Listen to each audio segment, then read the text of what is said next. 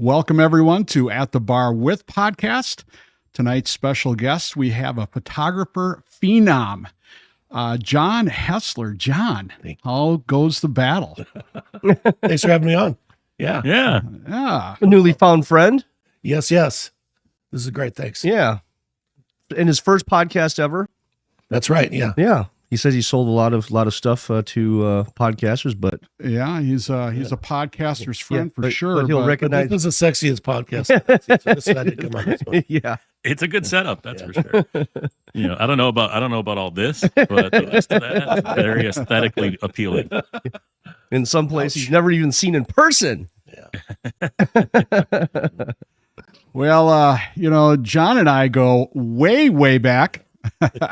John, John actually is knows cameras, and he knows cameras very well, and has been a friend of the podcast to help me out with my podcasting needs when it comes to cameras. So, John, thank you very much. My pleasure, of course. The beautiful camera angles and what you see is a lot has to do with this guy that you're looking at right now. He's doing our best to make us look good. He's making us look really good. And thank you so much for having another bald guy on. So I really appreciate that, Brett, because we know what you do to me all the time. Yeah. Oh, true.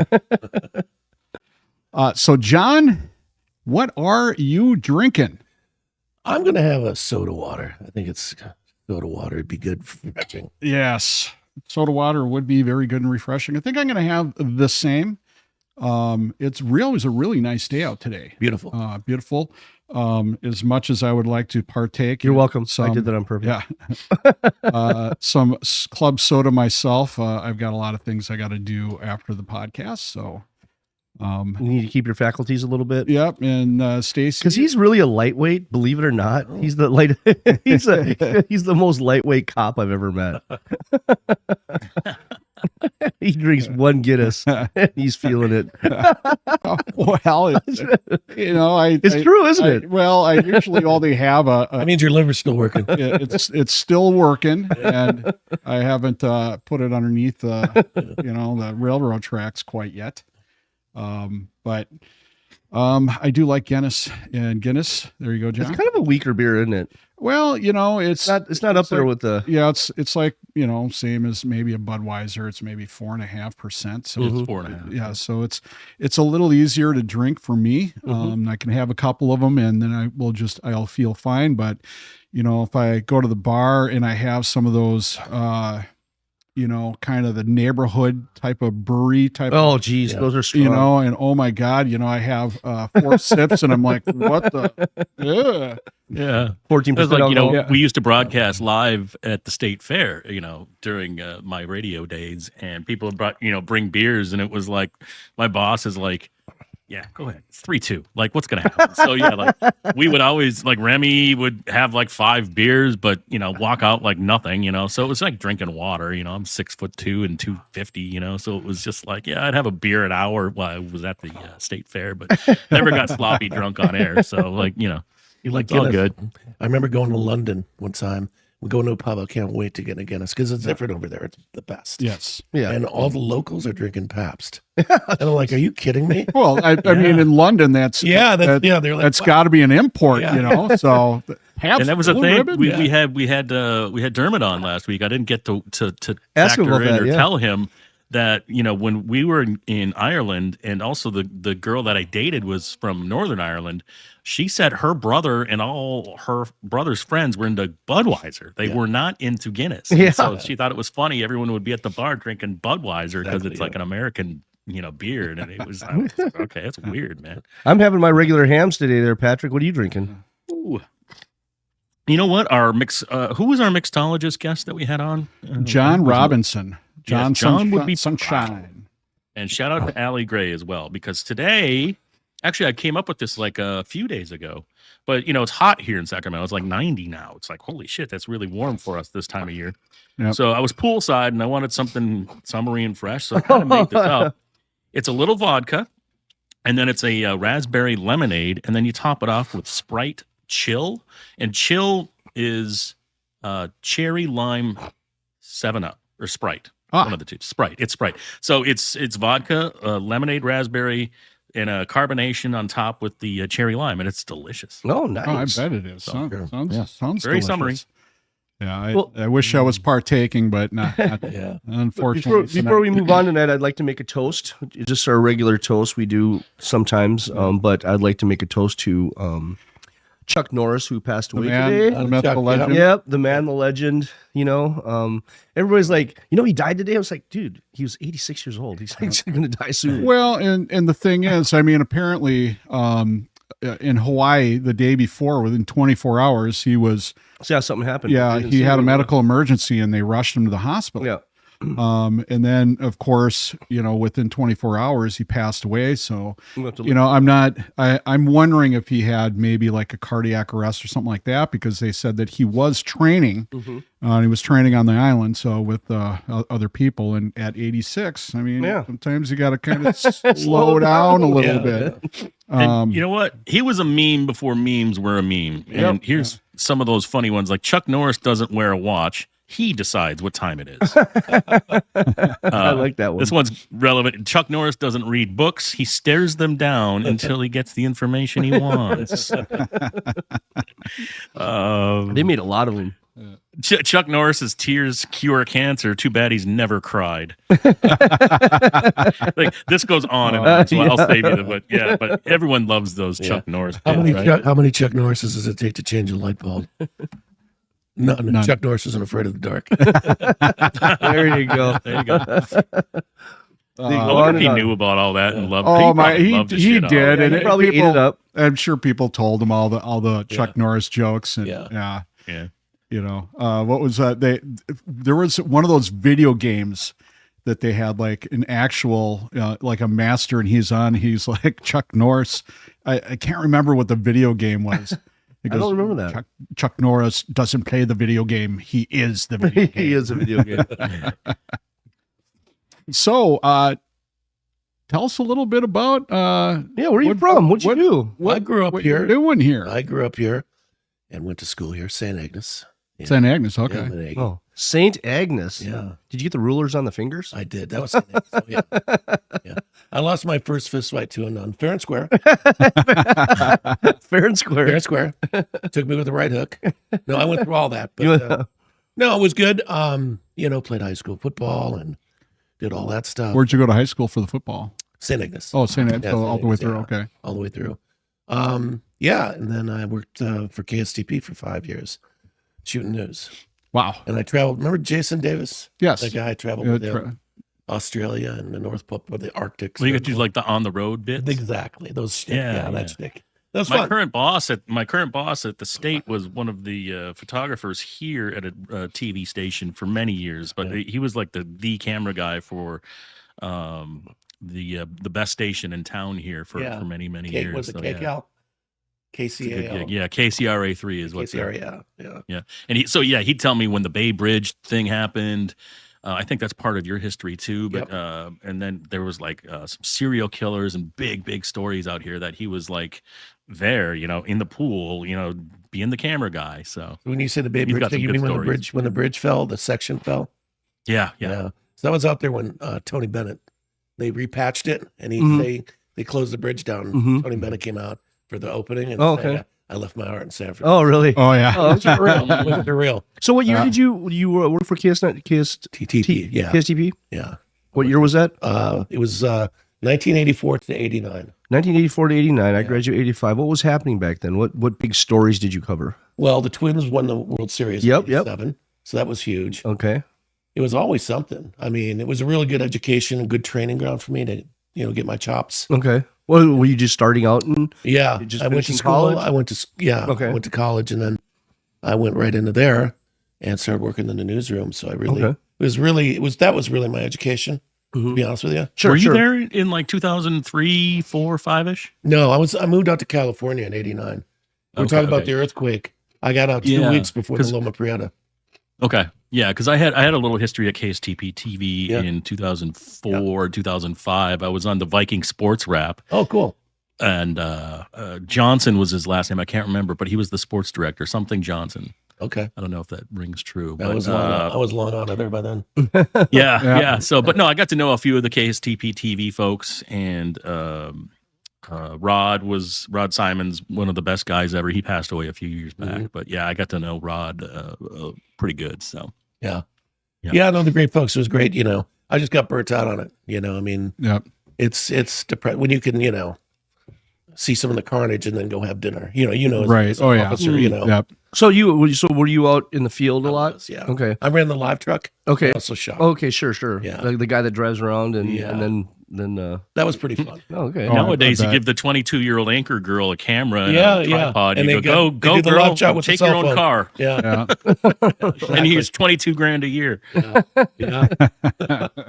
No, it's the reality of broadcasting nowadays. Yeah, things have changed. But then I moved out to the Bay Area. I got out there 2 weeks before the Loma Prieta earthquake. And oddly enough, I was with a rap group. Actually, that morning, the day of the earthquake, we went to MC Hammer's studio. Oh, wow. Before he blew up really big. Right. I'm proud. Yeah. And, he was supposed to show up and do the new Hammer dance. And he didn't wear his genie pants. He thought it was a radio interview.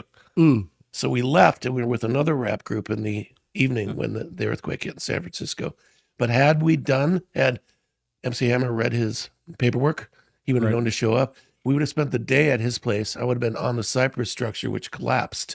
Wow. Right at 5 o'clock, because that's when our call, back-timed it to our production schedule. Wow. So, wow. So, I mean, you got really lucky you didn't end up. Yeah. Karma. Yeah, karma. Something happened that derailed that visit. So that really got me into the workflow in the Bay Area, and then the career took off from there, and I was able to do so many things and get connected with the NFL. And, I shot all the United Way public service announcements for 10 years. And that was directly with the NFL. And that was great. Did you work for a particular team? No, we worked for the NFL, and we'd go to NFL city to city to city. But I tell you, we did Warren Moon here when he played here, the quarterback. Really? And they had the fire department, the police, all these different things, all in the community helping the community, right? Right. We were in a big sound stage. I think we were at the Armory, actually. And Warren didn't have a jacket, so I lent him mine. We're the same size. And he did the spot. And there must have been 150 people involved.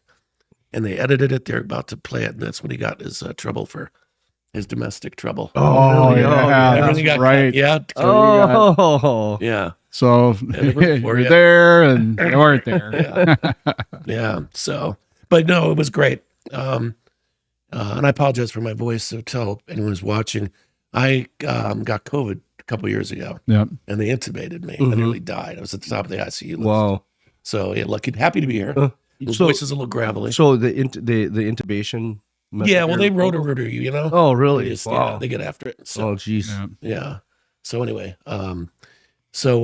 this deep, sexy husky voice. So your singing career is taking off. Now you're on the other side of the camera, so you can because you should go into radio now. And Jack, there you got a face for radio. So that works. So then all sorts of things. I mean, it's such a vibrant international city. It's great. It was great to get a wind chill factor. Was no longer part of my vocabulary, and I got to really get out and explore. You're so close to Hollywood; it's an hour away. So I did a lot. See cool stuff out there and meet a lot of people. It's beautiful. Well, it's beautiful out there. It is. You get to the Bay Area often. Yeah, a couple times a year for sure. Yeah. I mean, it's. I'll go over for there's a NASCAR race every summer. Sure. Napa's just cool to cruise. Yeah, and when the traffic's decent, San Fran's only an hour and 20-minute drive. San Jose is 2:15 maybe. But yeah, I'll get over and get in a Sharks game. But yeah, every part of the Bay Area has its cool stuff, and even like Berkeley. I mean, I just love Berkeley. I don't love the politics of the place, but man, I love going to a Cal football game on a Saturday in the fall. Oh, and it's beautiful. Yeah. I lived in Marin County. Okay. So that's because of the earthquake too. Yep. I was down at the USGS filming for NBC News, and I was terrified because I had lived in a place there was a lot of shaky acres. So I went to the geologist. I said, where do I move? I'm from Minnesota. Help me out here. And he goes, come here. He takes me to the map. He points. He goes, this is a big rock, Sausalito. Sausalito, which is like an Italian, Riviera. You know, like I can suffer and live here. Yeah, sure. So see this big crack on the ground. Don't live on that. On top of that. So Marin is, if you're in San Francisco and you go north across the Golden Gate, then you've got Marin County right there. Yeah. And that's where like the Metallica guys all live, and they've got houses that overlook the bay or the ocean. So their studio, the rehearsal studio, was right down the street. I owned a house in San Rafael. Oh, okay. And there you go. They had there was a industrial area. Metallica had their sound stage there, the rehearsal spot. 4 doors down from them, it was Santana. Wow. So I'd walk to San Rafael. I'd see Santana out there. He got to know me. I just nodded at him. He was always dressed up. Yeah, Metallica guys are pretty cool too. You know. Yeah. It's fun when you go out, you see them. You know. Yeah. I tricked my ex-wife into thinking we were just going to go on a hike. Yeah. That one day, April 1st of 2012, and I actually proposed to her as she's looking out over the city and the Bay Bridge and the Golden Gate. Oh, that's great. So that was the place, and it was on April 1st. Yeah. Oh, it was April Fool's, but it was for real. Yeah. But was that on Treasure Island? You did that? The headlands? Marin headlands that gotcha. overlook, when you go across the Bay Bridge and you go up and that's cool there too, because in World War II they've got all these bomb shelters and places where there's actual places where they stick cannons out because they're afraid of the Japanese attacking from the west. Oh yeah. So there's a lot of cool archaeology stuff going on over there. Yeah, those bunkers were in one of the Terminator movies. They were really? Yeah. Really? Yeah. So yeah, you can see Arnold's up there. You can definitely see the headlands and the bunkers, and I think they opened one for the crew to go in for the shot. You know, it was like a hidden spot where they had weapons. You know? Awesome! So it's pretty cool exploring over there. And then the if like this time of year, I don't know if the hot weather screwed it up, but golden poppies are all over the side of the mountains and in the grassy hills and stuff. It's pretty beautiful. So what do you do with the poppies out there? Smoke them. Okay.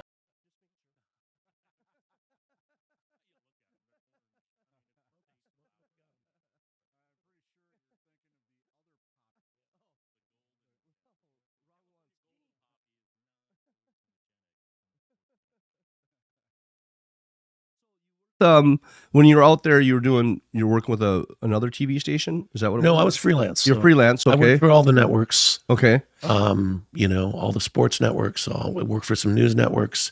A lot of corporations hired me directly. They had their corporate communication. Was there any like huge sports moments that you captured on? You were the camera guy with like a Game 7 winning home run for so and so in a World Series game or something like that. Well, the funny thing is, in a game, I'll kind of break it down for you. And you probably know there's the event crew, the truck crew, and they film the actual game, right? And they are all cabled in. They go back to it. It's all switched in on TV as you see it. Sure. I did. I was a camera outside of what they could see, so I did all the sexy, glossy interviews for pregame. Okay. And I'd shoot feature stuff. I'd go around and shoot. I called it the spice on the rice. Okay. I go around and shoot the stadium and beauty shots and all that sort of stuff. I did shoot some game footage. I remember one time I was at a Super Bowl for Fox. And I can't remember exactly where it was. And I was what they call ENG. So I'm not part of the game event crew. But I was on the field. They gave us field passes because they're being nice to us after working for them all season.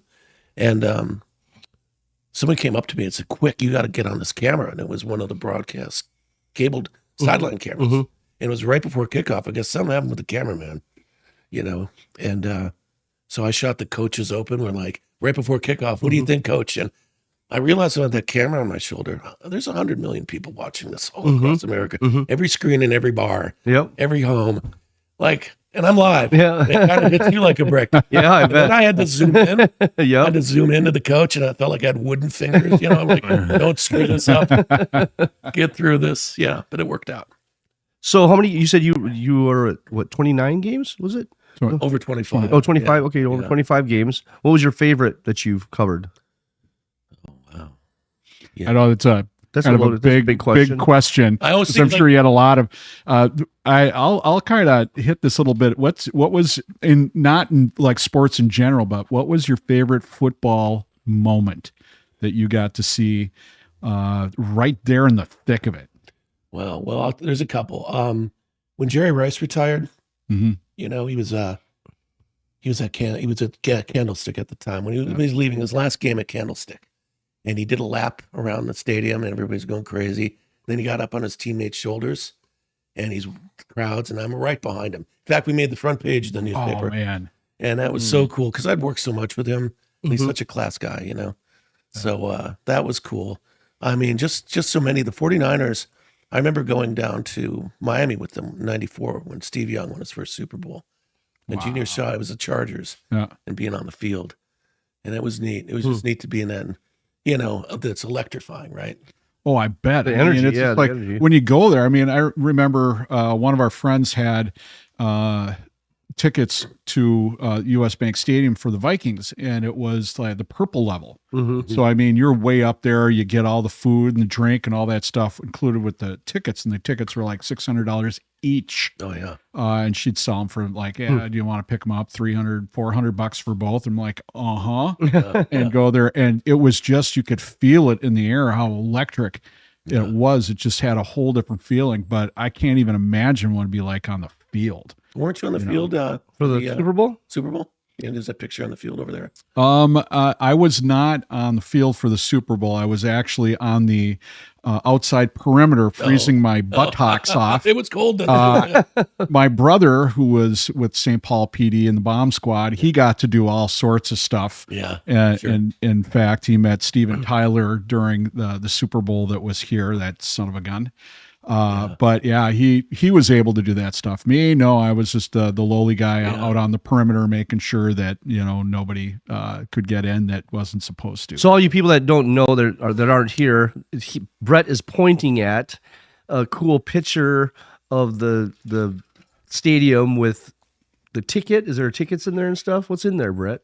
Well, what's in there is my badge. We had the coins that we got from different law enforcement, and actual my laminate passes to get in and out of the perimeter, and stuff like that. So I mean, it was kind of a big deal. It was really cool. They have rings of security, you know, rings and rings. And he was on the outside ring. It sounds like. Yeah, I was on the outside, but I was on the outside perimeter that dealt with all of the transit stuff. So you're the first. So all the cars and vehicles that had to come in, and the first to get taken out, you mean? Yeah, pretty much. Yeah, in all honesty, if there was some sort of a terrorist attack, I would have been in trouble. But no, we had it on lockdown, so I mean that wouldn't have happened. I got a funny Super Bowl story. Let's hear it. So it was down. I always think of the city. It would be the best based on the city because there's some great cities. And this was in New Orleans, and Fox, working for Fox, and what are we doing today? Says you're going to go shoot a Porsche commercial at the Dome, right? With Brett Favre. They're giving him they're giving him a Porsche, and you're going to film that. So I show up there, and it's hot. It's, it's New Orleans. It's muggy and hot already. And the one of the senior president of Porsche USA was there, and he had big, heavy set guy, suit and tie, sweating like crazy. And big, huge ad agency from San Francisco was there, 100 people. And I'm looking over, I just waved to him. Here I am. Let me know when you're ready. And they had what looked like a movie script. It must have been 50 pages long. And this is for like a 60-second spot, right? And I'm like, this is interesting. And I see the guy from Porsche, the president, obviously stressed out, looking at all this paper. We're supposed to memorize this. There's no teleprompters or anything. And he's not a pro. He's not an actor. And so I'm like, this is going to be an interesting afternoon. And we only have Brett Favre for a short time. He's a quarterback in the Super Bowl. So he comes up to me and he goes, hey, how you guys doing? And he got away from all the ad agency guys. And he had the paperwork in his hand. He goes, guys, I don't know. What do you think? And I go, let me see that. I look at it and I'm like, there's no way. Says, do you know what I think? And he goes, yeah, what? I threw it away. I said, who are you? Where are you? What are you doing? Have something funny at the end. And I said, and the funny thing, and I looked around, and there was a Packer fan with a cheese head. I said, you're going to trade the Porsche for that cheese head Brett Favre's going to give you. And you're going to act like you made out on the right. So Brett Favre shows up, nice guy, right? And it was a Boxster, and it was too small for him, so he gave it to his wife. But we did the whole piece. He went back before Brett showed him. President goes, great, got his confidence, went back, told the ad agency, this is what I'm doing. I'm the president of Porsche. You're my client. I'm your client, rather. And he came back and did it, and it turned out great. Well, that's cool. awesome. Yeah. The last shot was him putting the cheese head on. I was low angle. Yeah, that was fun. Well, they gave him a do you remember boxer. do you remember the World Series where they had Chevrolet as a sponsor, Yes. and they had the With the guy in Giants? the post game? Giants, and yeah. he's like, you could just tell he was freezing up in Yeah, front of yeah. millions of people. Yeah. He's like, our trucks are cool. It was Yeah. like Tommy Boy going, Yeah. signals and lights and a horn and it beeps and stuff. Yeah. And the guy's like awkwardly like, okay, thanks, John, president of Chevrolet Motors. I so remember that. Yeah. And it was headed that direction, you know. Yeah. That's so funny. Oh my gosh. Yeah, it was the best. So now you've done a lot of different stuff for a lot of different sports teams and things like that. What are some of your favorite moments outside of photography that you've done, like in California or elsewhere? I know you've done a lot of traveling. Yeah. Yeah. Well, I lived in a place that was good. I mean, where I lived, it was great because, 2 hours you could be up at the mountains skiing. You could be down the coast, on the beach. You could be out fishing. So you'd be out in the desert. You head towards Sacramento, Yeah, someday I'm gonna wake up and go, God, I've just wasted my time here because there's so many things I could do within an hour, and I just sit here. Yeah. And you make it as far as the pool.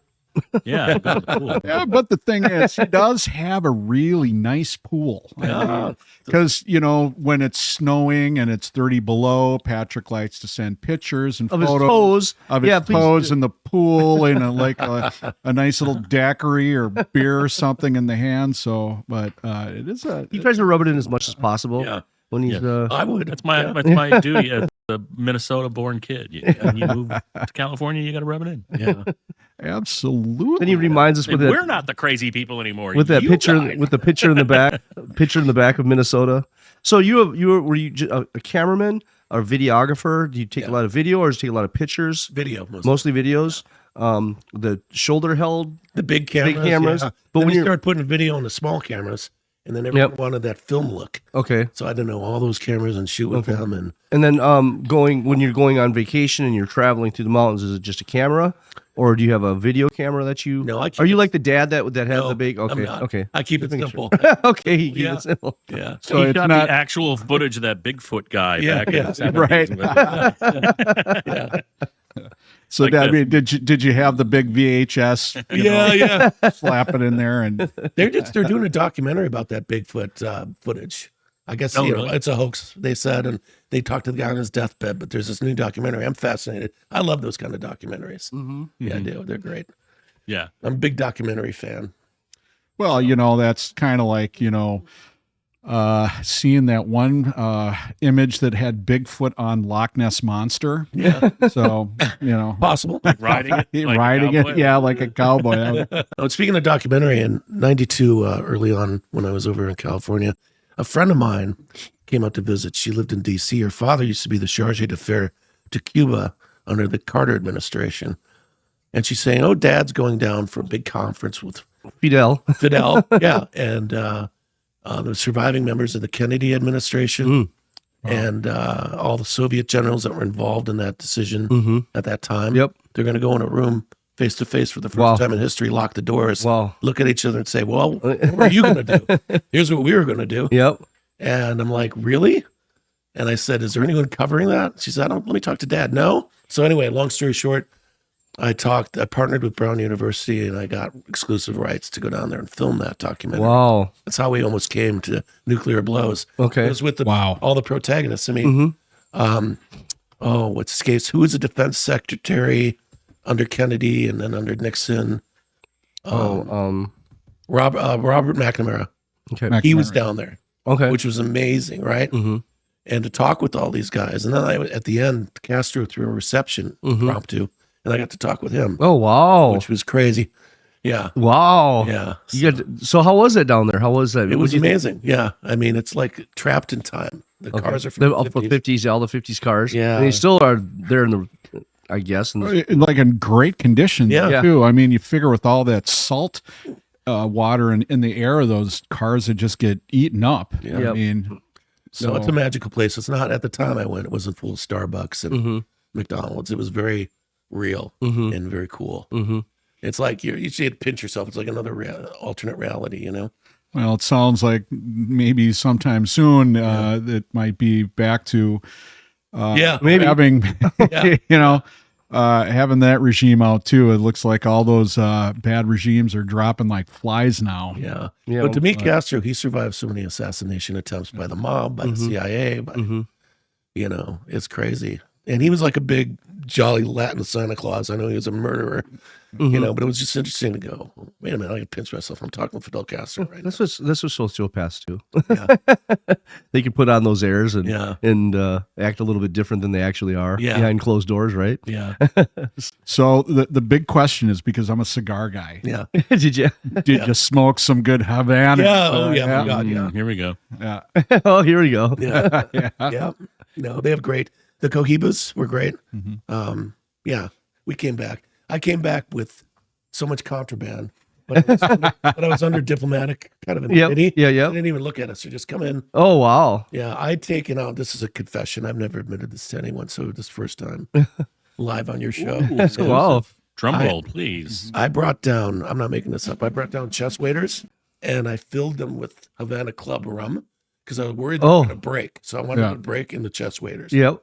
So I packed the chest waders with bottles of rum that you're not supposed to bring. And then I brought loads of cigars. Wow. And I'm like, how am I going to explain all this rum and chest waders? I don't know. I was trying to come up with something, It's drinking water. Duck hunting, and these guys gave them to me as a gift. Well, traveling back then was so much easier. Yeah. When I was in Germany in the 80s and I came back for the first time on leave, I brought back, because this beer that we had in our town, the little town we had, it was Parkbrau was the brewery, and they had all these different kinds, but the strongest one was Perminator. It was the strongest beer, and so I'm like, I'm bringing this back. I got to bring some back. So I packed in, and those are the big bottles. Yeah, 24 bottles. Packed in socks. Each one had a sock, and I put it in a carry-on, and I just threw that up.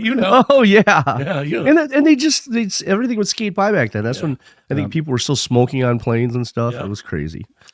Yeah, and that was way back before all the terroristic kind of before the shoe bomber. No, the underwear bomber, the shoe bomber. That changed everything, right? That absolutely changed everything. Well, 9/11 and everything else, it just everybody kind of snapped out of a daze, so to speak, and everything changed after that.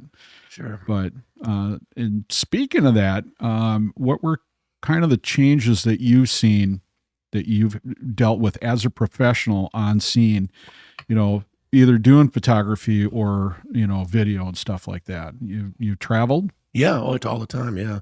Yeah. In terms of what traveling and been working, or what? Yes. Like being able to see some of the other sides of life, different than ours. Seen some pretty bad stuff, I'm sure. Oh yeah. Yeah. Oh yeah. I mean, I've been to developing nations, I guess. I filmed. You remember, the store in the malls? It's called the Body Shop. You ever see that? It's like lotions. Yes. So the woman that started that, multi-millionaire, we joined up with her in Nicaragua, and they wanted me to go run around because she's all about the local farmer and still getting them on board and supporting them and not going with chemical reproductions of the same stuff. And she's wandering around the countryside, and there's like people that would kidnap you, especially if you're a millionaire. What are they going to do with the camera guy? Right. Yep. You're done. You're done. Yeah. So I said, I don't think I'm going to join her for that part of it. But I think I'll join her. So we went, but it was really cool. We went into the dumps of Managua, and it's like apocalyptic, random fires, emaciated cattle, vultures flying overhead, and people live there. And they're kind of like the people in Star Wars, with the the hoods on. Yep. And they're digging through the dump trucks will come and dump trash, and they'll pick through it. And they live in these little shanty, like tin. I'm a tinfoil, but what am I trying to say? Yeah, the tin roofs. Yeah, right. And so we'd go in there and rescue. She had a foundation that would rescue girls, and then put them in a private school, and take care of them so they could have a normal life. Wow, so that was pretty cool. She was cool. Did you ever videotape stuff that you shouldn't have videotaped, or you shouldn't have seen, or you goes like, oh, better hide that, or somebody's gonna be happy. Oh, probably. Let me circle back to that. Yeah. Do you still have all your footage? Do you get to keep all that, or is that theirs? A lot of times, you got to hand over your footage. I would make copies of things that I wanted to try to keep. By and large, you're just moving so fast. Yeah, sure. You're doling it out. Recording and handing it off. Recording and handing it off. Yeah. What outside of that? I mean, that's kind of scary. But what was the scariest place you've been in or instance you've been in while you're working, trying to get that shot, trying to get that the job done? Wow. Let's see. Well, Oakland is, very, I mean, that would be probably high up on the list. Oakland and Stockton in order. To be honest, yeah. No, I remember I was in Morocco one time for National Geographic, and we had finished up. It was a marathon foot race through the desert, like 100, 200 miles or whatever it was. But we go through these little villages, and they're so impoverished there and the runners all had to carry their pack and all their own stuff, and kids would come up like friendly, but they'd really be trying to steal pulling your stuff stuff out of the backpack. Yeah. And we finished in some little village, and I remember all the runners were done. Their shoes were wasted. They threw them in a big pile, and the villagers were going through them, and they were happy, like worn out. Brand new shoes. Yeah, and then they started to turn on us. Wow. And come for us, and we just barely got out of it. Wow. Yeah. They just want, what you have, they want. You need it more than you do. And all of a sudden you're it's just kind of like, we're poor, you're not. Thank you very much. Yep. Give me anything you got. No. You'll understand, of course. Yeah, absolutely. Yeah. Well, that's incredible. We got out of there. Yeah. So, things get dodgy. You just have to have good, situational awareness, I guess. Sure. How long did you work with National Geographic? Was that like a job, or were you doing kind of like We were on their list. It was on and off. We did a race actually. Stacy might know, or it's out in the foothills, like around Tahoe. They did a horse race. After they do it all the time. So we covered that, some sort of horse race.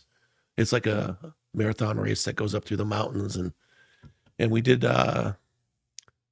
Morocco, and I think we did another one too. We did some other stuff with them. I fail to remember right at this time, but it was fun. Wow. Boyd Matson.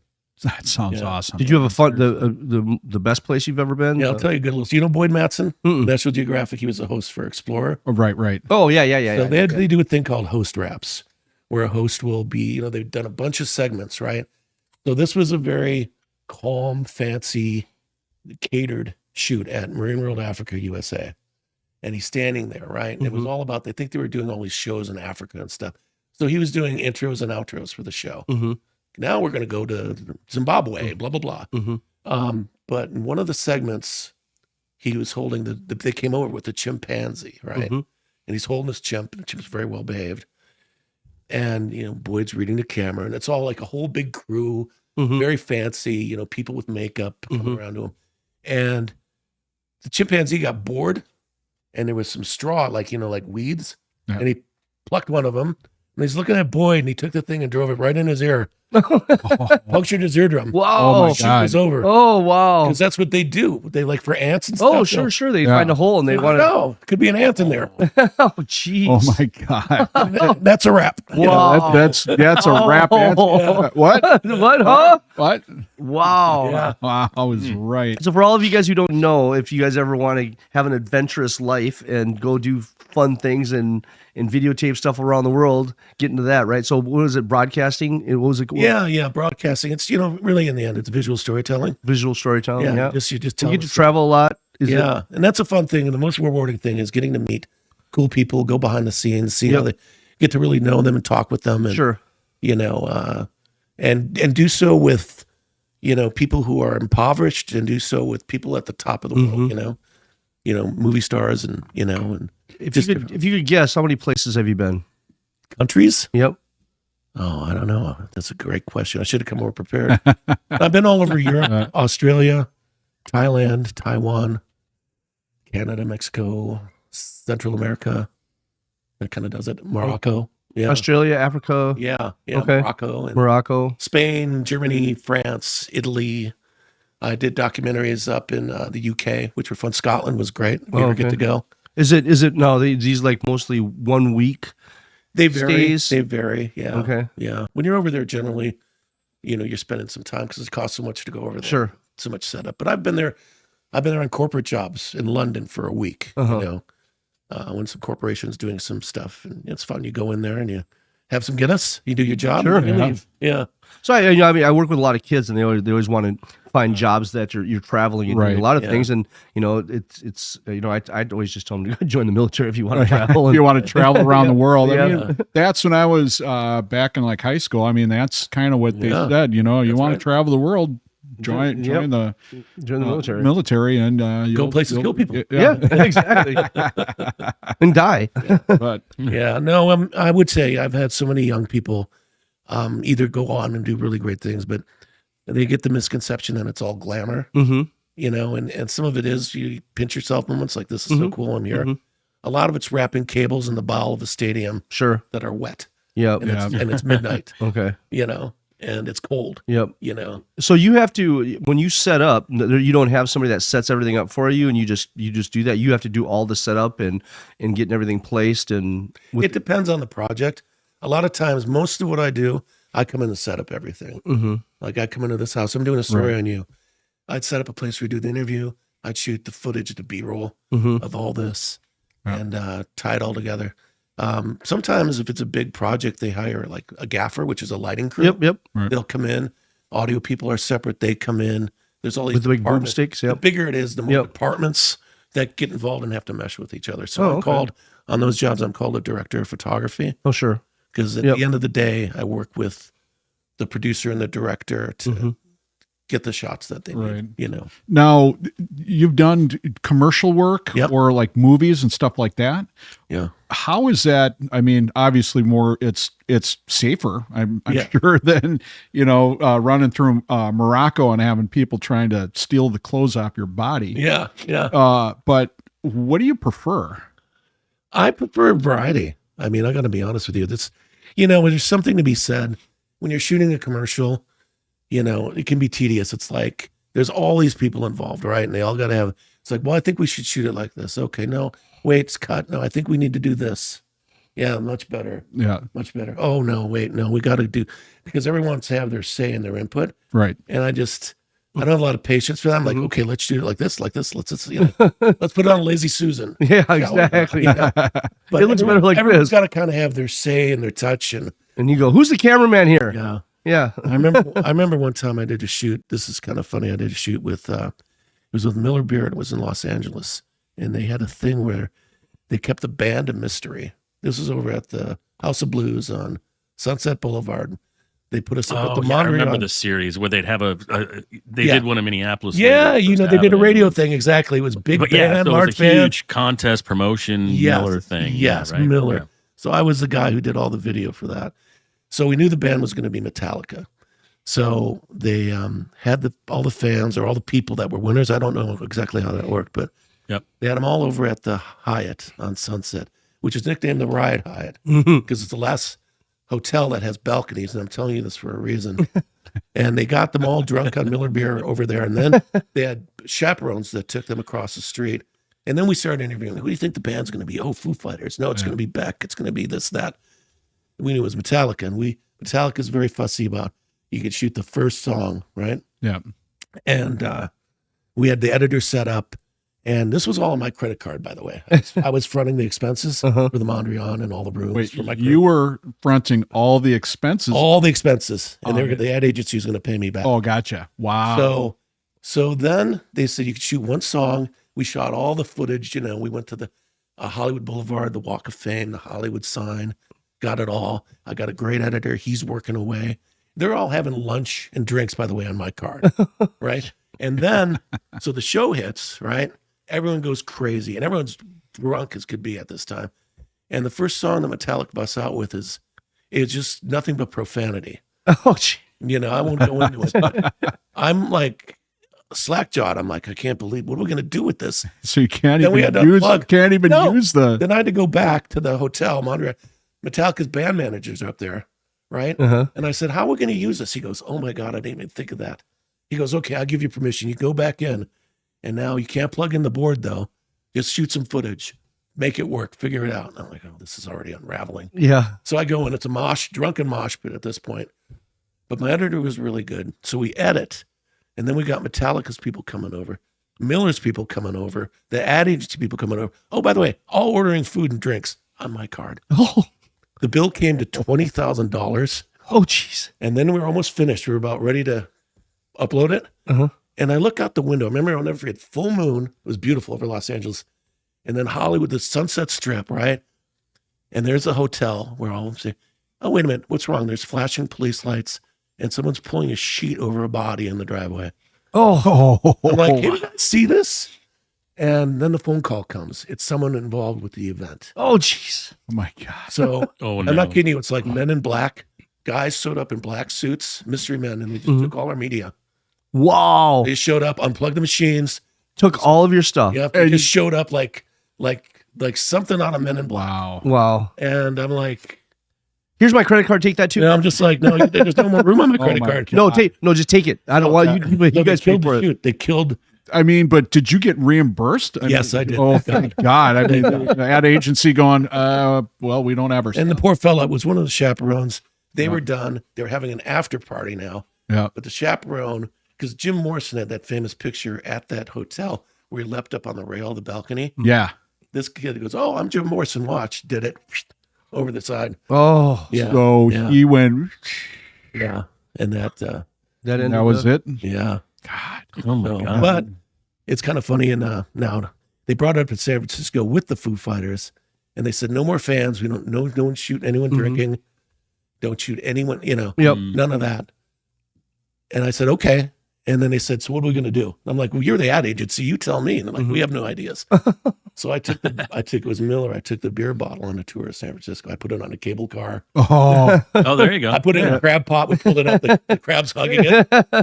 They see, that's brilliant. Yeah. That's actually brilliant. That's like that gnome that goes around the Yeah. goes around the world, and all of a sudden it Yeah. shows up, and people take pictures of it and send it in. That's brilliant. That's good. Yeah, and I'm thinking the song that they might have opened with when you said it was filthy was probably the cover of "So What." Yes, which starts that's out it. so effing what, and You're then right. they go into I effed a sheep, Yes. I effed a goat, I rammed my right down I wish. Patrick, girl's throat. Patrick, are you not It's- swearing? Are you not swearing?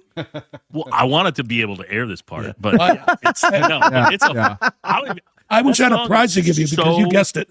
that song is so just triple X and bad, but That was it. You nailed it. but ding, yeah, ding. if you wanna see a lyrical masterpiece, Google "So What" That by was it. Metallica, or it's actually a cover of, I can't remember the punk band that originally did it, but there's some Oh my good God. licks in there. I'll You tell got it. Yeah. I'm listening to that. And going, I was so happy because I used to work, the night shift and then the overnight shift before that. But the overnight shift, I could play the dirty version at 2 a.m. So I would always crank that. Oh, really? You could play that? Oh yeah. Oh, wow. In radio, there's something called safe harbor between 10 p.m. and 6 a.m. You could get away with saying all the words. And Oh, Guessed it. wow. You know your music. However- Yeah. However, corporate radio policy would say you don't have to do that. If you do that, we will fire you. So there's just because it's legal doesn't mean you should do it, kind of a thing. Yeah.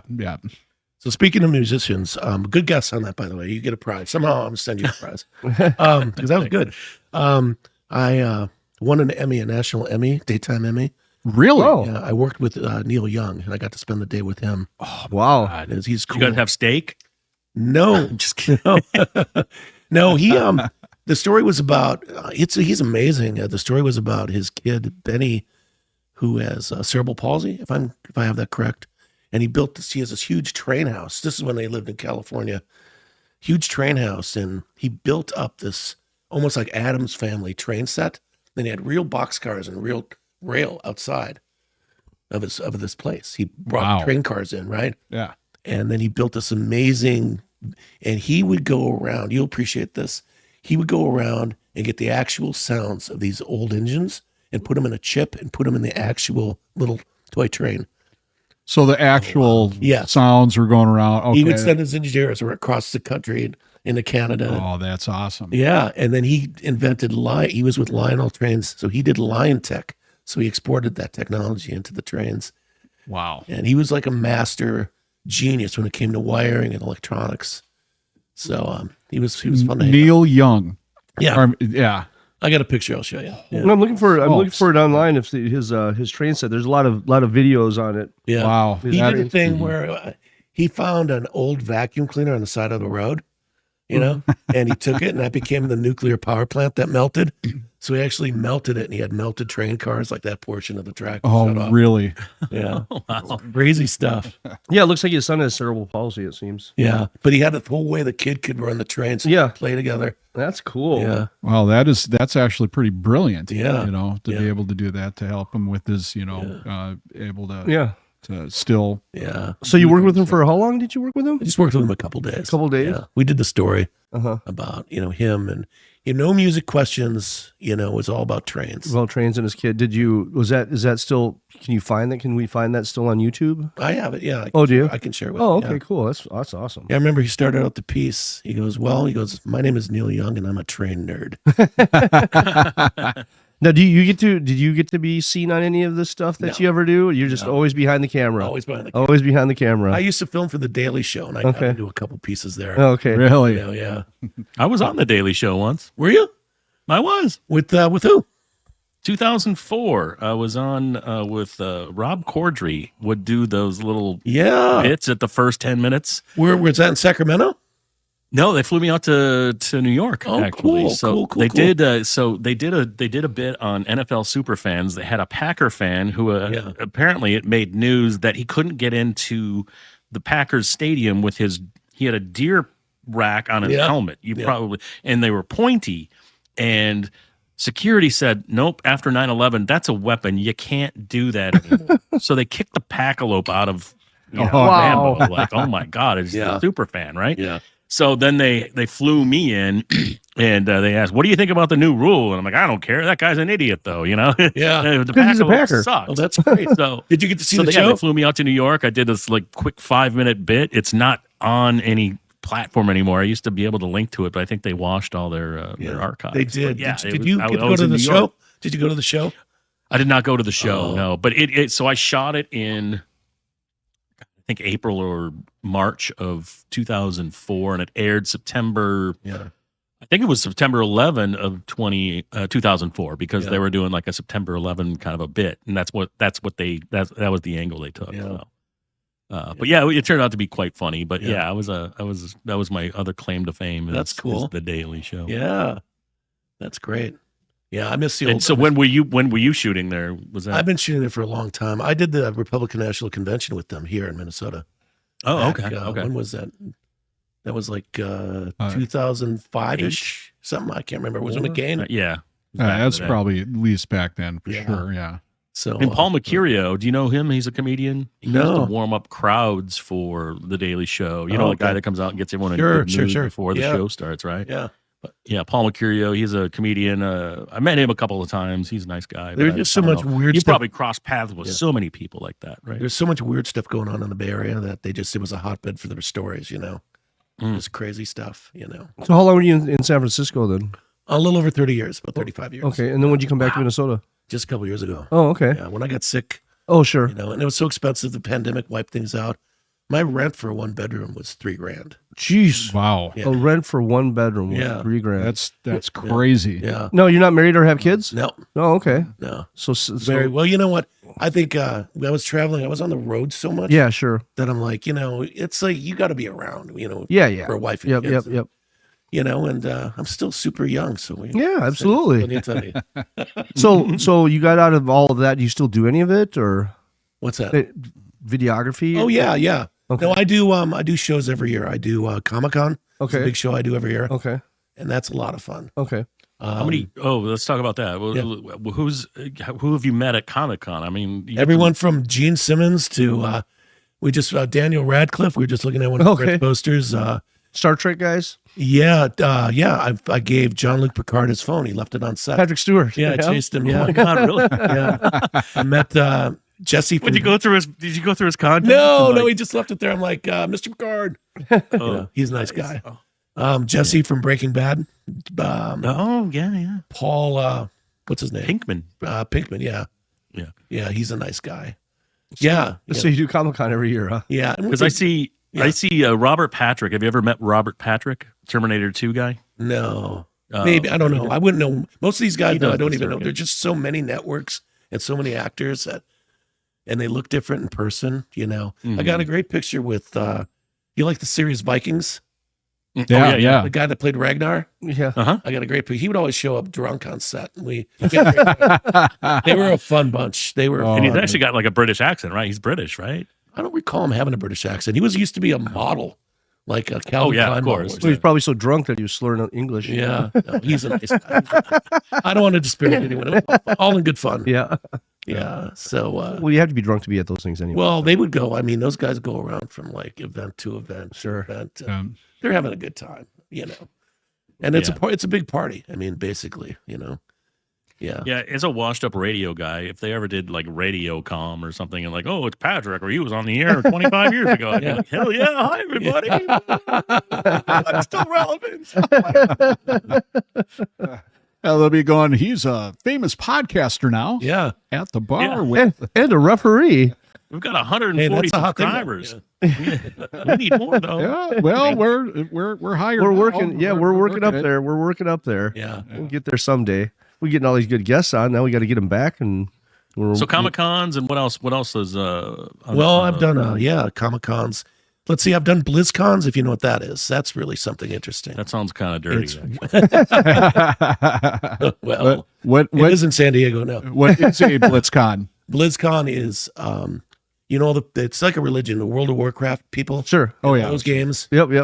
A huge following. Like Dungeons and Dragons and stuff. Yeah. You probably saw Chris Cluey at one of those. Yeah. I've seen a lot of people. But I would do those, and they would have a private concert for the fans. They paid a lot of money. I mean, this is almost like a religious event, right? And I remember they had Ozzy Osbourne be the private show one day, and this is while he was still getting really, around. Yeah, Ozzy at a nerd fest. Yeah, but it's like a nerd fest with orcs, people like swords, sword carrying, all dressed up. Yeah. Everybody just because like a comic and character, they dress in character, yeah. So you got all these Ozzy fans, right? Yeah. And next to the convention center in Anaheim, they have this church. And it was like big Christian night. Yeah. So you got your Ozzy fans blending with your Christians. It was fascinating. They all got along. Okay. They're kind of like really interested in each other. And then, but Ozzy came on, and it was great because all the crew guys, we talked about the events and the crew guys, they were all with DirecTV. They were all in like rain ponchos. And we're indoors. I'm like, what are you guys doing? He's go, you'll find out. Yeah. So Ozzy had a real honest to God fire hose up there, full power. And he was sick of people taking their phones and the whole concert like this. Yeah. So he was so fast and sneaky. He grabbed that fire hose and hit the crowd. And he would, where I could see phones and cameras flying. And then he'd laugh and spray himself. It's all a big joke. Oh my God. It was so cool. Yeah. Wow. I respected him. I was like, that's hilarious. Yeah. Oh my God. That's hilarious. That was a lot. What about so what about concerts? Like what's your concert stories like? Well, I've Brett has seen this over in the lens case. I've got I've worked a bunch of concerts. Prince, I ended up going to Paisley Park. He did a private show. That was. Wait, that's Michael Jackson. No. Yeah. Yeah, I did. David Bowie. I've been to a ton. I used to film concerts, and worked with Van Halen. That was pretty cool. Did you know the story about Kevin Smith? You know who Kevin Smith is? The actor. He did Clerks. Yeah, he's like Silent Bob. Director, James. Yeah. Did you hear that story about him and Prince? No. Oh, Prince did. Kevin tells it better. And if you're on a Google or something, Google this on the side. Just Kevin Smith Prince, and this video will pop up. And he tells about a 20-minute story. Prince wanted to do a documentary. Yeah. And he's like, "Yo, you Kevin Smith?" He's like, "Yes, sir." You did that Chasing Amy movie? He's like, "Uh-huh." Like, that was fucking hilarious, dude. Yeah. But anyway, so he ropes Kevin Smith into following Prince around for an entire summer. He does it, and he just turns over the tape. He's like, "You want me to edit? No, it's cool. Just give me the thing." And then so he does this, and then just kind of like ghosts him. Wow. And Kevin Smith's like, "Okay, well, what's going on?" And apparently, he just put it in. Prince has a vault. Yeah. Of music and film, apparently. Sure. But Kevin Smith finally called and said, what's going on with the stuff I shot? I mean, are we going to edit that? Do you want me to do some, post stuff? Like, what's going on? Am I going to get money for this? Yeah, right. Yeah, and no, I think he got paid. But it was just like, here's money and go away. But they're like, no, Prince just does that. He just put it away. There's nothing that came of it. Nothing will ever come of it. Yeah. And thanks for your service. And Kevin Smith was just kind of like, what? Yeah. But yeah, so Kevin Smith spent all this time and effort. Well, one of his documentary about Prince, which might come out now. One of his thousand family members will find it and then probably put it into a movie and Prince want was to make so anti-internet and putting shit out like that. But yeah, his family will get greedy. I'm sure it'll come out. Yeah. Oh yeah, for sure. Yeah. But that's funny. So do you have anything on the docket of that's really fun coming up that you're going to be doing, or? Well, I got Comic-Con. You guys Comic-Con? Yeah. I just came back from the Super Bowl in San Francisco. Okay. So I was out there. The Patriots are. Oh, okay. I wanted to ask, how did you, do you get contacted to come and do these things, or? Well, no, as soon as they won, I have connections there. And I was on the phone with the Patriots. As soon as that clock ticked to 0, I was picking up the phone and calling Boston. Saying, hey guys. Yeah, I'm available. Yeah. And they said, great, we need you these days. Boom, boom, boom. Well, that's nice. Yeah. And you've done it enough where I'm sure that, now, was this a specific team that you did specifically their team? Yeah, what happened was, what happens, how the business works, it kind of like blossoms. So guys will come on working for Fox Sports, let's say, right? Mm-hmm. And then those guys, a couple guys you work with end up, you make friends, you're out in the field, you're working blood, sweat, and tears, right? And then later on, you find out that they're working now for a team because all the teams have their own media departments. Sure. I'm hoping to get in with the Vikings. Okay. That's something I'm working on. And they're like, oh, well, this is Matt. I'm now with the football team, and we have a shoot. Are you available? Oh, that's great. You're working. Now suddenly you're in their database. Sure. And then people move around, and they take your info with them. If they like you, good. Yeah. And so you just network and branch out that way. Oh, okay. And it just kind of blossoms. You meet all these different people. And yeah, it's almost like your work speaks for itself, but you also have to have that. Yeah. I know him. I like him. Yeah. Okay, connection. He's in the little circle, right? Exactly. It's all about getting in those little circles, And it's very similar with the music business and in all of it. All of it. By the way, if you need an in at the Vikings, yes, I know a guy that works there. His name is Kwesi Adolfo-Mensah. He's the general manager, and he can probably get you right in. Yeah, okay, cool. I'll just give him a call tomorrow. Yeah. Connections right there. There you go. Yeah. So any other sports that you aspire to, or baseball, hockey? Stacy doesn't know that's the fired GM. That's the GM. That's the GM that just got fired. Stacy Patrick being a little bit of a jackass. You had me going there for a minute. Like, cool, he knows some Vikings stuff. I have no idea who you're talking about. I do know a guy that just, I think his wife just took a job with Tennessee, so they're moving. But yeah, Brian Harper would be a guy to look up. Yeah. You can name drop me. I think he likes me. Yeah. I think. No, so there's some opportunities I need to explore there. But no, what was your question? I'm so sorry. I'm just besides football. Oh, football. Yeah, I mean, gosh, I've done triathlons, covered triathlons. You escape from Alcatraz was a neat one. I've done bike racing to California. Again, that's all California stuff. But what was in Alcatraz? Escape from Alcatraz. That's the big triathlon. Oh shit! That they do every year. Okay. They swim. They swim across the. Yeah. Oh, okay. And they bike and run and all that stuff. So they could have escaped. Yeah. Yeah. You got to be a triathlete and go to prison. But. Yeah. So. Yeah. I'm just thinking of 1950s mobsters. Yeah. They're pretty in shape with the Italian bellies. Like, too much pasta. That's funny. Yeah. So the one theory though, I don't know if you guys have seen this documentary. I think it came out 5 years ago. But there was the three that did that. They used to back in wherever they're from, South. They used to do these rides where they would water ski, but they would just hold on to a rope, really redneck kind of shit. Oh, wow. And they would just get pulled behind a boat. So the new theory is that they didn't really do a raft. They swam under the boat that left at 11 at night to bring supplies back or whatever. Oh. And they just tied up to it. Yeah. All hung on for dear life. Yeah. And got across the bay that way. I heard about that too. How far is that? That's a theory. How far is that? Yeah. Well, no, a guy did that. He tied himself to a boat. Right. And then they did a count and they realized he wasn't there. Mm-hmm. And they radioed because it takes a little while to cross the bay. Mm-hmm. Right. By the time they pulled into the dock, they were waiting for him. So how far is that from the island to the shore? It's, on a ferry, it's probably a 10-minute. I know, but like miles wide. Not very far. I'll check. Hang on. Check, But it's also weird. It's really choppy though. It's really choppy water and really dangerous. To the bay. Isn't it full of sharks too? Not really. Okay. Not It's 1.25 miles. Yeah. I did a it's show. It's super cold, and when you get cold quick, you start stopping to use function. Yeah. But what's weird, I don't know if you've ever been to Alcatraz, John, but I'm sure you have. Yeah. But it's weird because you can literally hear the streets of San Francisco on the right night when the atmospheric conditions are correct. You can hear it's like almost, you can't hear conversations, but you can hear people in cars like they were right in front of you almost because it skips across the water.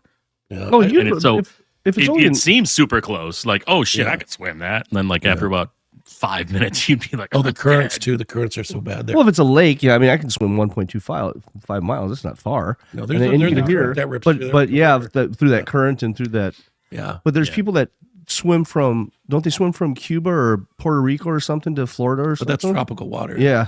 Yeah, a little bit different. A little bit more buoyant, but still it'd be like the currents that are in there, I guess are just like, they are strong. You will get pulled out in the middle of nowhere and you are done. Yeah. So I want to try I spent the night in Alcatraz, actually. Oh, you did? I did a ghost show. Oh, wow. You did a ghost show? Yeah. Oh, tell us about that. Yeah. It was crazy.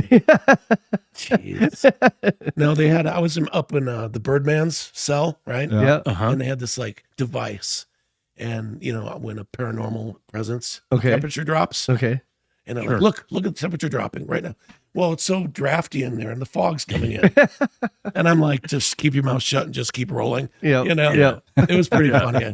I got paid well, so I stuck. So how do you get onto jobs like that? Yeah. I went to Alcatraz a few times, and one time I had the privilege of going at night. Yeah. And even at night during an event at 8 p.m. was scary. I can't imagine sleeping in that thing. Yeah, we didn't sleep. I mean, we were up. You just stayed there overnight. Okay. And we got some cool shots. It's fun, But is it haunted? I don't think it's. No, but they were saying you can hear Al Capone's banjo that he used to play. We did the whole shtick, Yeah, but then these Ghostbusters. Ghostbusters. Because you want to get paid, you're like, oh yeah, I heard it. I heard that. Oh yeah, no, I got it on camera. I actually kicked the cell bar one time, and they're like, "Did you hear that?" I'm like, "Oh, that was me accidentally kicking it." But I'm not going to say anything. Sure. There you go. Yeah. It's like, oh my God, it must be a ghost of. It's got to be. Yeah. Yeah. Oh, and they say they hear cries of the undead or whatever. It's a rookery. The seagulls are there. Yeah. So they make bizarre sounds. Yeah.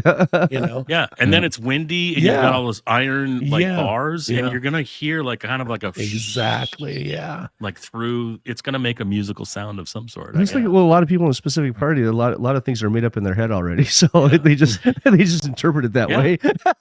Yeah, it's like a predestined. I'm gonna see a ghost. I'm gonna see a ghost. I'm gonna interpret it. All you need the is way I want to interpret it. Good music. Good music and a good narrator. Yeah. Coming up in Alcatraz, nobody knows what's downstairs. There's your new job right there. Voiceover. Yeah, there it is. Yeah. With your new voice. Yeah. Maybe. Yeah.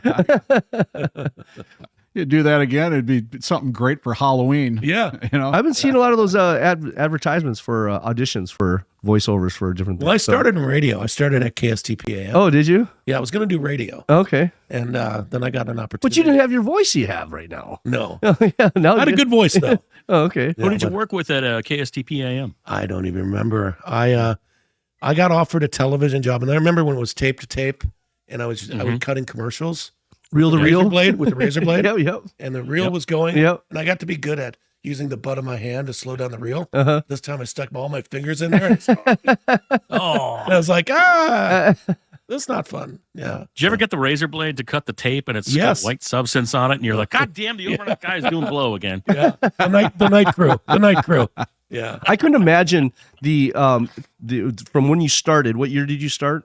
84, you said? Or I started in the business in 84, yeah. 84. Can you imagine the technological change that he had to go through to and keep up with and all the new cameras and everything? That's pretty fast. I mean, what you've seen from tube cameras. Yeah.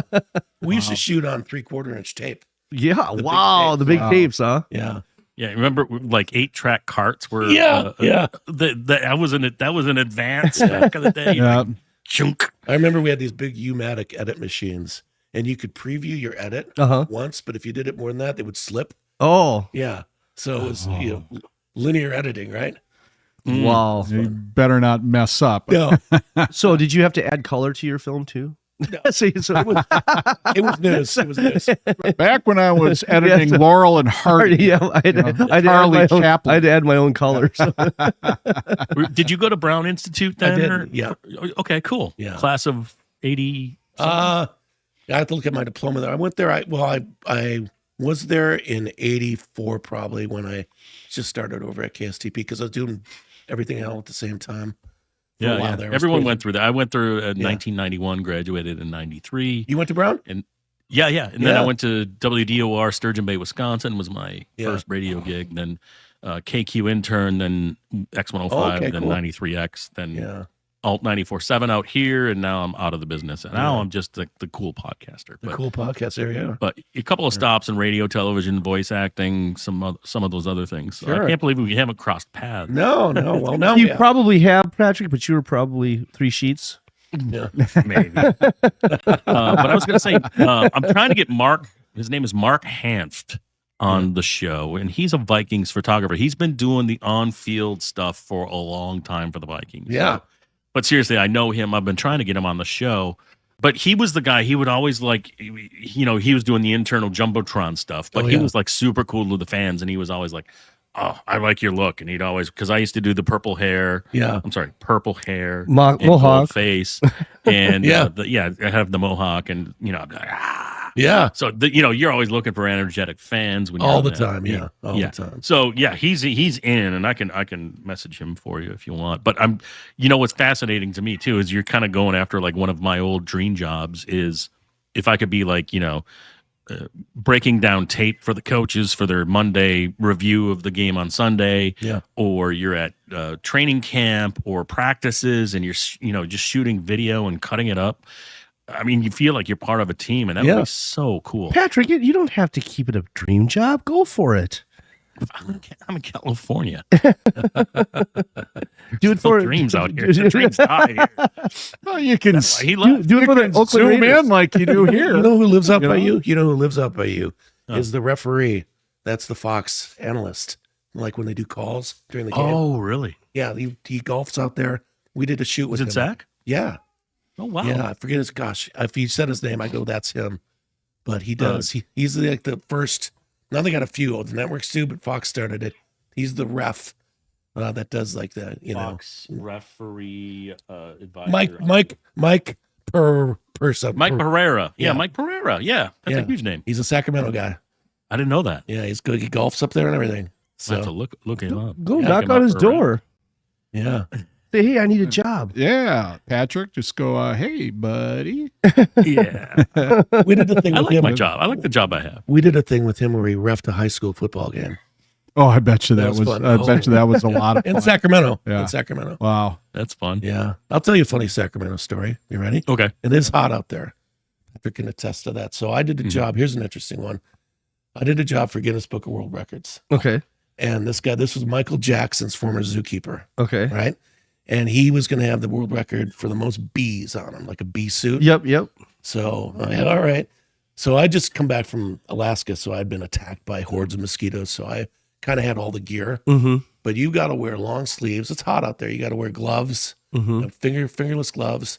You got to tape everything because they'll crawl up, they'll crawl anywhere they can. Mm-hmm. So you're hot, right? You know you're going to be covered with bees. Mm-hmm. And they go up.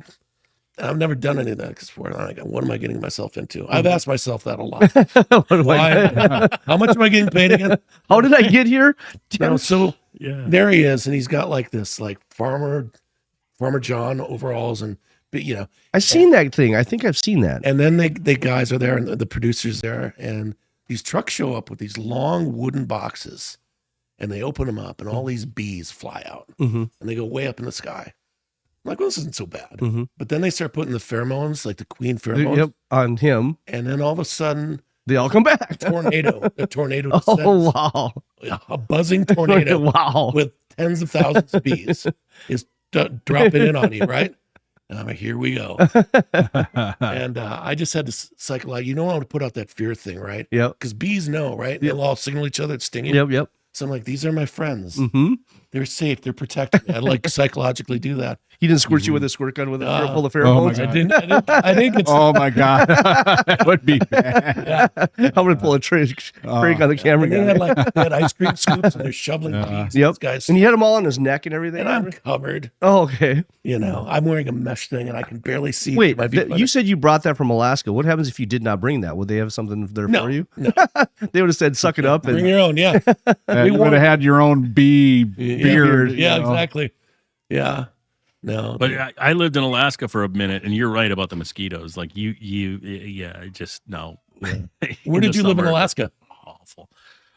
June. I went there May. Where? It was the year I went to school. Juneau. I'm sorry. Oh, Juneau. Gustavus, Alaska, at the heart of Glacier Bay. Okay. In 1991. I Yeah. was a deckhand at a fishing boat. Oh. Fishing lodge out there. Why are there so Wasn't many like mosquitoes commercial, out but- there? That's weird. Oh, they're thick. They're bad. In the interior, I mean, And that's coming from a person that lived in Minnesota. it's nothing. Oh yeah. Oh, really? Minnesota's nothing. Oh, really? Wow. Interesting. We camped. We were doing some camping, filming different. It was a wildlife show. Mhm. And I remember we were camping, literally intense. And I remember we were in a forest and there was just a roar of mosquitoes. Mm-hmm. And the mesh net on my tent Sure. was caked with Oh, mosquitoes, God. all trying to get in on me. It's that bad. Yeah. Wow. Yeah, Yeah. think about just taking a screen off a window, shaking it, and just Yeah. thousands. Oh, when you had to get fly up and go away. use the It's- bathroom, it was like, oh my God.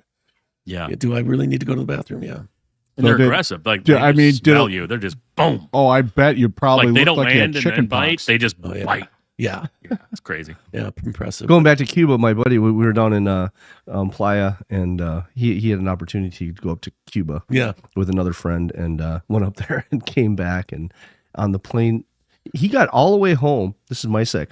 Got all the way home, and he got bit by a mosquito there. He and my other buddy got bit by the same mosquito because they both got dengue virus. Oh, wow. And he almost died, actually. Oh, my God. And the other friend that he's been bit before because he's Latino, so he lives down there.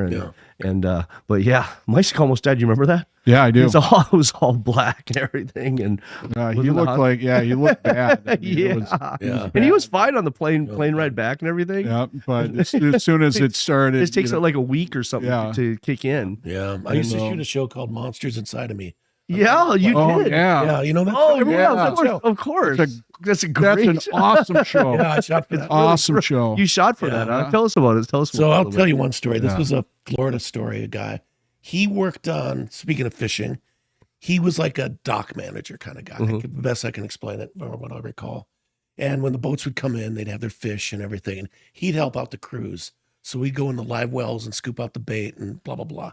And it was all salt water and, they've been out fishing. And anyway, he cut his hand along the way, and then he put his hand down in the live well. Anyway, he started noticing a pain in his palm, deep pain. He's trying to figure it out. It was really bad. Anyway, long story short, they went to several doctors. They couldn't figure it out. Finally, went to a guy. They figured it out. It was a mollusk growing inside his hand because the What? the salt and the A blood, mollusk growing in his and hand. it could live because Wow. of the salt. Seriously. Yeah. So they had to cut it out, right? And I'm in with the doctor who had to do the procedure. Okay. And he's like a guy who's the amputation doctor. Okay. And I'm in his office. We had to make it look creepy, right? Yeah. I'm gonna light it. So we had all this old medical equipment, and I'm creeping it out with my lights. Yeah. And he comes in, and he's first thing he says to me, he goes, "Well, you just saved this woman her arm. I was going to amputate it, but she's got 3 more hours with it, so let's go." Yeah, kind of like okay, Oh yeah. man. But we interviewed the And then guy. he's He's doing- okay. Yeah, he This, talked about this that. experienced surgeon's kind Yeah. of cutting it out. Yeah.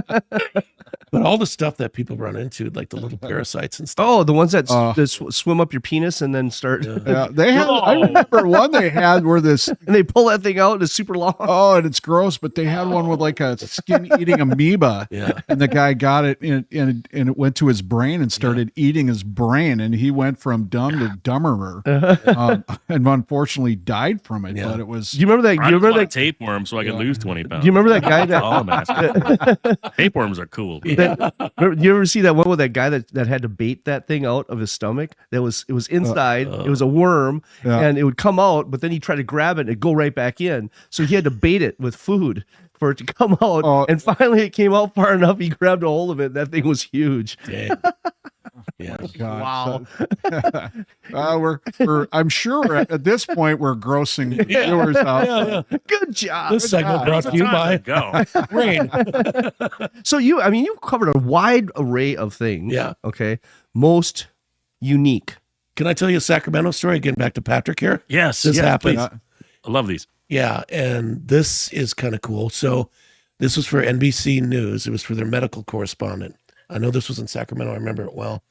There was a controversial treatment for Lyme disease. Speaking of pests, see, I like to bring things full circle. Sure, they're still on the pest theme, Yep. but now we're bringing it back to Sacramento. But it was a controversial treatment for Lyme disease. It was a decompression tank, like if you were diving. Yep. Right. So you go in it, but it was I can't remember why it was controversial, but we were there for a couple days, and they had like this bubble thing that people sat in. It was like a lobby, but it was like a submarine, and then they could decompress you. So the doctor was there, but his understudy, his assistant, did his work. What do they call it when you're studying to be a doctor? Your field. What do they call that? Your intern. They call it a resident. Residency. Yep. He did his residency in Cuba, and I said, "Oh man!" I told him I've been to Cuba. I said, "It's a bummer though. I really wanted to go scuba diving because I'm a scuba diver.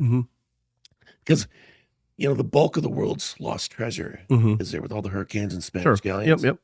And he goes, "Oh yeah." He goes, "I found a gold bar." He goes, "I scuba dive. I found a gold bar." And I said, "My friend, I like you, but I don't think you're telling me the truth. I'm sorry. You did not find a gold bar." He goes, "No, I did." And he goes, "We had to be there." He goes, "I'll bring a picture tomorrow." Sure enough. Wow. Picture of a gold bar that he found. It glinted on the sea floor. And he didn't. Wow. He Cash didn't it keep in? And I'm like, "What are you doing? Why aren't you, what are you?" He's like, "I turned it into the government." Wow. What? Yeah. Well, I suppose You get caught down there. You caught down there without giving back Reporting what's there, or reporting it. You are probably never going to leave that island again. Never. Like ever. You can melt it and you can National put it treasure. Yeah. you can melt it and put it into a brick and I would have buried it back, I'd say I found it. Yeah. I found this in my backyard. Yeah. It comes from a gold. So True story though. Wow. Yeah. That's quite a. So where did you dive in? Did you dive in Mexico at all? I or- dove in Mexico. Yeah. Okay. I dove in Mexico. You ever do any of the cenotes? Mexico? No. Yeah. Not yet. I've done, I've been to Cozumel, which is fantastic. So inland. So I went to Playa is right outside of Cozumel. Yeah. And so when I went down there diving, all the cenotes are the inland freshwater that blend with the seawater, and they're all super clear. Yeah.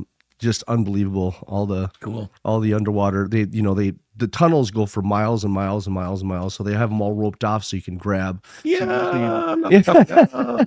But the most unusual thing I've ever seen, because I dove in Okinawa a lot, and seeing they're called, I think they're called theloclines, where the salt water and the fresh, the theloclines. Thermoclines is warm water and cold water. Theloclines is salt water and fresh water. Okay. So they have a different density. Yeah. And so it looks like clouds. You're floating on clouds. Yeah. Pretty neat stuff to see. Yeah. It's pretty cool. That is cool. No, I dove in Australia and Thailand and Costa Rica and California. We had a guy on a while ago that was basically a rock star. Turned scuba diver. Yep. And that's what he does. Him and his wife bought a scuba diving company, and they go travel around the world. One of our earlier guests, right? Yeah, taking people on these tours and stuff like that. Scuba diving guy named Steve Philbrook. Yeah, so that would be great. I want to do that. again. A cool place to go diving. Oh, I'm sorry. Go ahead. I was going to say, what a great job. I mean, Yeah. Oh. You know, how do you fall into that? Please, please, somebody, come on. Yeah. Anybody, give me that job, you know. But I recommend Puerto Rico. Puerto Rico, okay. There's 2 islands, Culebra and Vieques. And the U.S. military used to do the practice training on Vieques and Culebra. So as you're diving, there's unexploded ordnance down on the seafloor. Yeah. Wow. From when it bombed, yeah. And when I lived on Okinawa, well, there's unexploded ordnance all over the island. Anyway, Yeah. but the East China Sea was pretty neat. I mean, it was sad because a lot of the they had these starfish called crown of thorns that used to eat the coral. Yeah. And then the Triton's trumpets would eat the crown of thorns, but everybody would collect the Triton's trumpets, the big shellfish that has that look and so that was unfortunate that the coral wasn't as nice there, but it was still great fun. No, it's good. You dive? you know, not since college back in like 85. Yeah. I had a class, FIAD class, and it was diving, and it was like an extra $90, and I'll do it. Yeah. So got certified in 85. Nice. And then just never did it again. Really? Yeah. Oh, yeah. I just Mexico's great. Mexico's fun. Yeah. Here's a dive story for you. I did a shoot for the Discovery Channel. Okay. It was called Shark Pod. Pod standing for Protective Oceanic Device. Yeah. Oh yeah. And so what they figured out was sharks, the fish has a lateral line. Yep. And when it's in stress, it sends out an emergency signal. Yep. The shark picks that up, eats it. Cycle of nature. Yep. So sharks were coming up to boats and the propellers, the props, and gnawing on them because they were sending out an electrical impulse. That mimicked that. So somebody got smart and figured out, well, wait a minute. Like everything else, there's a positive, there's a negative. There must be a frequency that repels them. So they came up with it. But we were testing it. Oh, wow. With sharks at the Catalina Islands. Did it work? Yeah. Well, the thing was, will it work in a feeding frenzy? Right. So they said, grab this, dive in for us. No, they put me in a shark cage. Okay. With chum bags. Okay. And then the shark came, and I'm there, like right there. It was really cool. But then they had and Stockton was and was scarier than that. Yeah, it was. What happened was Oakland. Yeah, we had to jump in the shark cage. We had hookah lines. We didn't have tanks. Okay. Or fins. You say hookah lines? Hookah. Yeah. Oh, from the bottom. So you're not smoking a big? No, they're just lines. Like Okay. lines. Hey, man. Yeah. These sharks are fun, man. No, so they had a window that would open up, and they told me, yeah, go ahead, because it gets boring seeing the bars. Yeah. It's the same old shot, right? Yeah. And they talked about when a shark gets pissed off, it'll put its pectoral fins down like this and kind of come at you like a torpedo. Yeah. So a big one turned around. I opened that. Define big one. Great white, tiger shark. No, it was a blue shark. Big blue shark. But they could take off an arm. Oh yeah. They don't need to be big. They can take my arm off. I'm in trouble. Big is relative in the ocean. They have the big dead doll eyes. Yep. These guys. So he does a U-turn. I've got the window open, and I'm like, "That's exactly what the captain was talking about. Yeah. This is great." I'm filming him. He turns around. He's coming at me like a torpedo, cruising, and I'm like, "This is so good." Okay, I got the shot, and I reach up to pull the window. It just stuck. Now I'm going, of course. I'm not left-handed. Okay, fair enough. I grab both hands. I'm still rolling. I didn't know it. I'm pulling stuck, and I'm like, "Okay, cut, end scene." No, shark comes. The shark shoves his head in the cage. Wow. And his nose is so long and his mouth is back here. I'm thinking, that's no problem. So I take it's in a casing, right? And I'm beating the shark in the face with it, and he backs out. I'm like, I replayed that footage because I didn't realize it was rolling. Oh my God. Their nose goes up like a hinge, and their mouth is right there. Oh, sure. So he was this close. So he was close to chomping. Yeah. Wow. Yeah. Yeah. And you didn't even realize. I didn't even realize. I'm like, Yeah. So you didn't make them go to sleep. They got the radars in their nose. Yeah. You could make them go tonic. That was kind of fun. But the device works. They hit the device and the sharks, freaking out and took off. Yeah. Oh, interesting. They didn't like it. And you said you love documentaries. There's one on Netflix. I think it came out about a year ago. There's this woman in Hawaii. She swims with sharks. Oh, yeah. And has relationships with them, I guess. I don't like know. the bear guy in Alaska who got eaten, right? Well, there's this woman that I don't think she's gotten eaten yet. But no, she free swims. She free swims with great whites. She does. Yeah. I've seen that, and it just like you are nuts. I mean, jump off a an airplane without a parachute and then have someone throw the parachute down to you. That's kind of the way I equate it, is like, well, I hope you get your parachute. I hope you don't get eaten by the shark. But that's just crazy. I just don't understand that. I think I've seen some of that. She actually puts them in. She puts them in tonic too. It's a state that you can put a shark into if you touch the certain part. Put certain parts of the nose. I'll have to check this out. I don't advise it. I definitely would not advise. Try to put a shark to sleep. Well, the one day you run into the wrong shark, then it's over, right? My scary moment diving in Okinawa. We're on a boat dive. It was my dad, my brother, and myself, and in Okinawa, there's a lot of sea snakes. Sea snakes are 10 times more poisonous than cobra. I mean, and I saw this one, it was coiled up on the floor, the bottom of the ocean, and we weren't that deep. We're probably about 50 feet, 30 to 50 feet, and this thing sees me. I see him, and he comes barreling right at me. Oh wow! And I back up, and my tank hits a wall. There's coral behind me. And this thing just came right at my face and went right by and went right up. And they're pretty docile unless you bother them, but holy cow. That was close. It's probably said to a friend, watch me scare the crap out of this dude. That's like a Far Side. Like Far Side. I'm like, I need to go. Now, I was in Cozumel. We were talking about that earlier. And I had a girlfriend at the time, and I got her into diving, and she was a terrible diver. She would kick fan coral. Oh, sure. Fins, and it was horrible. Oh, and I'd go in a group, and I felt embarrassed. That's really old. So I'm like, listen, we're going to go to Cozumel, and you're going to learn neutral buoyancy, which is being able to hover over something. And I said, we're going to do a shore dive. Just she and I got the gear. Shore dive, there were some rocks. We're going to practice just hovering. Because I was pretty good at it. So we're there, we're up to our chest, and I said, okay, let's clear the masks. And I took my mask, spit in or whatever, and I dunked down below to make sure everybody could seal down there and fitting. And I see something large and silver go by. And I pop my head up. She's looking at me, and I'm like, I don't like what I just saw, but I'm not going to say anything. I said, I don't think I got it quite right. Silver barracuda. I go down, it was huge. You got these big northern pike on the picture here. That would have been bait for this thing. He was enormous. And I caught a barracuda down there. They're big. And I'm like, okay, this dive is ended. I said, this mask this mask won't seal. Let's go. Let's go have drinks. I talked to the maitre d', and I'm like, man, I said, listen, it's not safe. You got a giant barracuda out there. And he goes, oh, you meant Barney. It's like, Barney. Barney? They named it. They had a restaurant out on a pier. They had a restaurant out on the pier.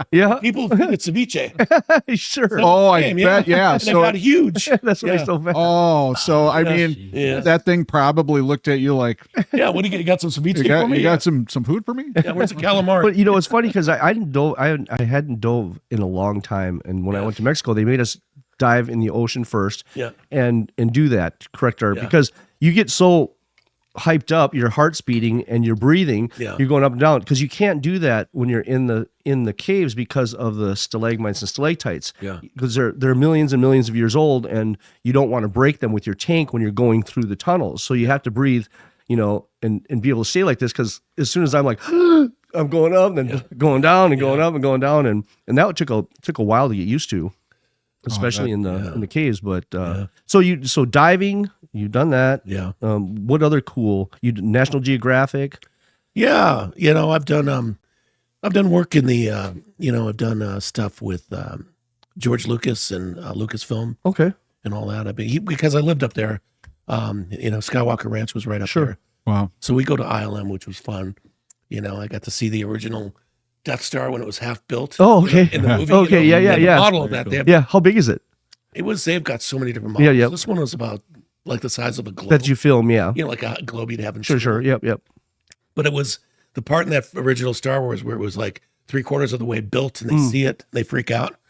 Yeah. So those guys were cool, all those creators, and they're just cool people doing a really cool job. That's awesome. Yeah. And they called it, hold on a minute, my brain, Kerner Optical, because it was on Kerner Boulevard in Santa Fe, nondescript. but they had big sound stages in the back. Oh, okay. But nobody knew. It was a big secret. Oh, and that's where they did awesome. all the special effects for Jurassic Park. That's super cool. It is super cool. Yeah. Did you do anything with movies or anything like that? Or? I did junkets. So when films would get released, like I worked with, I got to meet Matt Damon. We did one of the Bourne Identity junkets. Nicest guy in the world, by the way. But, you know, they'd come in and talk about their film, you know, and they just go, we'd have one room and we'd have a certain actor, and the next room would have another actor, and the next room would have the director, and the entertainment reporters would just cycle through. Oh, totally. You're right. And we'd have movie posters that would light up over the shoulder. You've seen it a million times. Yeah. Sure. Yeah. So we did those. Sounds like a pretty exciting life. Yeah. But, you know, after when the camera wasn't rolling, you get to hang out. If they're cool. Yeah. And Matt Damon was really cool. Yep. And you get to joke around, you know, it's regular That's people, cool. you know. That sounds like fun. It's super cool. Yeah. Well, I'll tell you, man, it's been great having you on. All the stories, it's super cool. I was looking forward to this one. Yeah. So thank you for coming in and, you know, talking all about, you know, Hollywood and, you know, film and your adventures. NFL, sports, your adventures and traveling. Yeah. You've worn a lot of hats and done a lot of stuff, and that's really cool. So thank you for joining us. So for all our young watchers out there, if there's any that want to get into a different career field, what is the exact thing you went to at Brown called broadcasting? Or? Yeah, I mean, the nature of the business has changed, but in the end, it's still all visual storytelling. The equipment will always What's change. the name of the degree field? You know, I got a radio and television broadcasting degree, but nowadays the arts, it's progressed. Okay. You know, it's content creation, it's all the stuff that kids are doing, and they got the access to such great tools that are affordable. Yep. And that's what I love doing now is getting them started. They see all my passes and stuff, and I tell them, you can do this. You know, you got to believe in yourself. You got to invest in yourself. Sure. You know, but if you've really got the passion, there's nothing stopping you. You know? Oh, okay. So at the end of the podcast, you have some maybe some pictures, photos, or some stuff that you want people to see some of your work that we can throw on there? I could email you some stuff. Absolutely. Throw it on the website. So we'll so folks stick around after the show here, because you'll see some great stuff that John has done. Sure. And again, thank you very much for coming on the show. Sure. Folks, as usual, we can't do this without you, so make sure that you hit the like button, share, and subscribe. And of course, next week we're going to have another Matt Damon. Yep. Matt Damon. Matt Damon's on next week. Matt Damon is definitely going to be on next week. I promise. Yeah. All right, folks, we'll see you next week. And thanks for showing up Take care. and watching.